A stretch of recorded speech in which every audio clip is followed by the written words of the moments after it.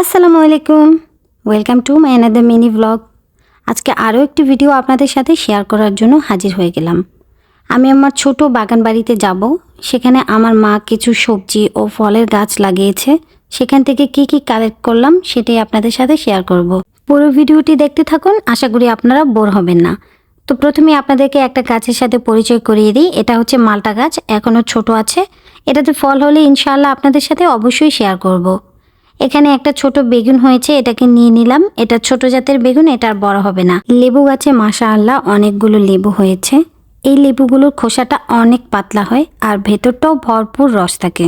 স্মেলের কথা আর কি বলবো, যখন গাছ ভরে লেবু হয় তখন পুরো বাড়িতে এর সুন্দর একটি স্মেল হয় যা বাড়ির আশেপাশে ছড়িয়ে পড়ে। এবার দেখাবো ডুমুর গাছ। কাঁচা অবস্থায় ডুমুরগুলো সবুজ রঙের থাকে, তখন এগুলো ভাজি বা বিভিন্নভাবে রান্না করে খাওয়া যায়। আর যখন এই ফলটা পেকে লাল হয়ে যায় তখন ভেতরে এরকম পোকা হয়ে যায়। আল্লাহ তাআলার কি সৃষ্টি দেখেন, এই পোকাগুলো ভেতরে কিভাবে আসে এবং যায় আমার জানা নেই।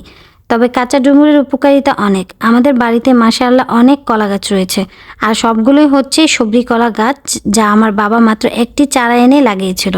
আর সেখান থেকে আলহামদুলিল্লাহ অনেকগুলো কলা গাছ হয়েছে।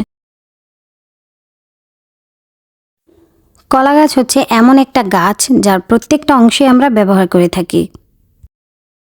কচু গাছগুলো দেখে আমার সেই ছোটবেলার কথা মনে পড়ে গেল। আপনারা যারা আমার মতো কচু পাতার উপর পানি ঢেলে এরকমভাবে দোলাতেন, তারা অবশ্যই আপনাদের এক্সপিরিয়েন্সগুলো আমার সাথে শেয়ার করবেন। আর এই যে কচু গাছের যে ফুলটা দেখতে পাচ্ছেন, এর ভর্তা খেতে অসম্ভব মজাদার হয়। যারা কখনো খাননি তারা একবার হলেও ট্রাই করে দেখতে পারেন।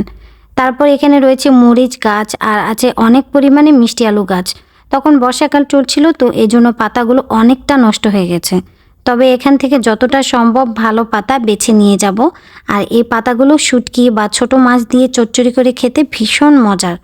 আপনারা ট্রাই করে দেখতে পারেন। মিষ্টি আলু গাছ কিভাবে লাগালে বেশি পরিমাণে আলু পাওয়া যায় তা জানতে হলে আমাকে কমেন্ট করতে পারেন। আমি অবশ্যই আপনাদের যে কোনো প্রশ্নের অ্যান্সার দিয়ে দেব। এখানে অনেকগুলো ডাটা গাছ দেখা যাচ্ছে, যা এমনিতেই হয়েছে। এগুলো আমি নিয়ে যাব, কারণ এটা বড় হয়ে গেলে আর ভালো লাগবে না খেতে।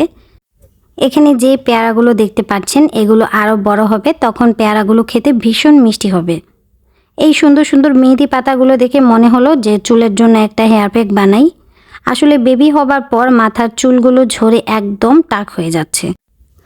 এই মেহেদি পাতা চুলের গোড়া শক্ত করে, আর এই পাতার হেয়ার প্যাক যদি আপনারা সপ্তাহে 2 বার ব্যবহার করেন তাহলে আপনাদের চুলের গ্রোথ অনেক ভালো হবে। আর নিয়মিত ব্যবহারে চুল হবে ঘন ও স্বাস্থ্যোজ্জ্বল, যা আমরা সবাই চাই। আমি 3 জনের পরিমাণে প্যাকটা বানাবো, তাই একটু বেশি পরিমাণে মেহেদি পাতা নিয়েছি। আর এই হেয়ার প্যাকের মধ্যে অ্যাড করব খুবই দরকারি একটা ইনগ্রেডিয়েন্টস, আর সেটা হলো কেশরাজ গাছের পাতা। এগুলো আমার বাড়িতে অসংখ্য পরিমাণে রয়েছে। কেশরাজ পাতার রস মাথা ঠান্ডা রাখে, চুল দ্রুত লম্বা করে। আর এই যে দেখতে পাচ্ছেন, এগুলো আমার আজকের কালেক্ট করা সবজি। আমার আগের ব্লগে কই গাছের ভিডিও শেয়ার করেছিলাম, সেখান থেকে এই কইগুলো নিয়েছি। আর হেয়ার প্যাক বানানোর জন্য এখানে নিয়েছি আমার বাগানের অ্যালোভেরা। আর এই হেয়ার প্যাকটাতে আমি আরও কিছু ঘরোয়া ইনগ্রেডিয়েন্টস অ্যাড করব। হেয়ার প্যাকের ফুল টিউটোরিয়াল চাইলে আমাকে জানাতে পারেন। আমি অবশ্যই হেয়ার প্যাকের একটা সেপারেট ভিডিও আপনাদের সাথে শেয়ার করব। আর ভিডিওটি ভালো লাগলে একটা শেয়ার করে দিবেন। সবাই ভালো থাকবেন। আল্লাহ হাফেজ।